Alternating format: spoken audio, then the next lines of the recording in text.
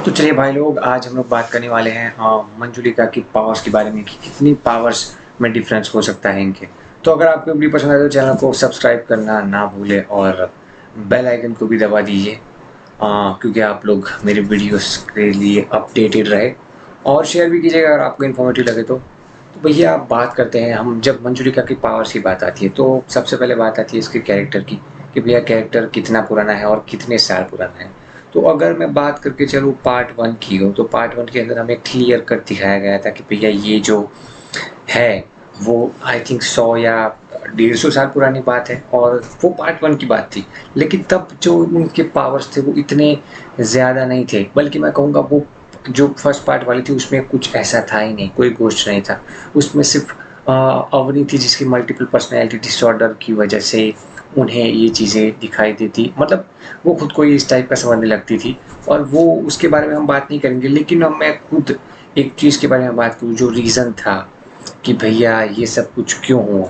तो उनको कभी, मतलब कि जो मंजुलिका है उनको कभी उनका प्यार या फिर उस टाइप का लव एंगल भी दिखाया गया था उनके लवर के साथ, वो उनको नहीं मिला था, इसी वजह से इस टाइप की चीज़ें हुई। जबकि बात करूँ पार्ट 2 की, तो पार्ट 2 के अंदर दिखाया गया था कि तब वो किस तरीके से जो मंजुलिका है वो ब्लैक मैजिक और वो सारी चीज़ों में भी चली गई है, जो कि बहुत ज़्यादा अच्छी बात नहीं है।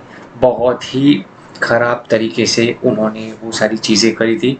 जो उनके डैड भी नहीं चाहते थे कि उनकी जो बेटी है वो ऐसी चीज़ें करे, लेकिन फिर भी उन्होंने अ, अपनी दोनों बेटियों को एक जैसा नहीं रखा था। मतलब उन्होंने तो रखा ही था उनके बाप ने, लेकिन भूल भुलैया 2 में ऐसी चीज़ भी दिखाई जाती है कि भैया जो मंजुलिका है वो उनकी बहन से बहुत ज़्यादा नफ़रत करती होती है। तो जो बेसिकली सही भी होता है, क्योंकि उसको ऐसा लगता है कि भैया वो उसकी बहन को, मतलब उनके डैड उनकी बहन को बहुत ज़्यादा अच्छा रखते हैं एज़ कम्पेयर टू हर। तो इसी वजह से वो सारी चीज़ें करती है, षड्यंत्र रचती है, और एंड के अंदर उनका नाश भी ईज़िली हो जाता है। लेकिन अगर मैं बात करूँ यहाँ पे पावर्स की, तो पावर्स में पार्ट 2 वाली जो है वो बहुत ज़्यादा पावरफुल थी। लेकिन पार्ट 3 के अंदर भी हमें एक चीज़ देखने को मिलती है, मतलब जो हम आगे जाके मूवीज़ में भी देखेंगे किस तरीके से हमें दिखाया जाता है कि माधुरी दीक्षित है एक तरफ और दूसरी तरफ हमें देखने को मिलती है विद्या बालन।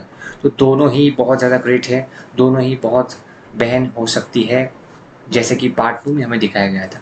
ये सिर्फ प्रेडिक्शन चल रहा है, ये रियल में मुझे नहीं पता कि क्या होने वाला है, क्योंकि हमें एक डायरेक्टर की भी एक चीज़ को ध्यान में रख के चलना होता है कि जहाँ पर भी मूवी रन कर रही होती है, जहाँ पर भी आपने साइकोलॉजिकल थ्रिलर या फिर कोई क्राइम वाली मूवी देखी होगी, तो वहाँ पे जो एक्सपेक्ट, मतलब कि जो सस्पेक्ट होता है, जो डायरेक्टर दिखाना चाह रहा होता है सबको कि भैया ये है, ये है, ये है, लेकिन रियल में वो नहीं होता है। कोई और ही गेम कर जाता है या फिर खेल खेल जाता है। तो ऐसा ही मुझे यहाँ पे लग रहा है कि भैया निशाना किसी और पे दागा जा रहा है, यानी कि माधुरी दीक्षित और विद्या बालन पे, लेकिन रियल में कोई हो सकता है कोई और। क्या रियल में कोई और होगा या फिर पता नहीं इसकी, तो ये हमें मूवी देखने के बाद ही पता चलेगा, क्योंकि नो स्पॉइलर।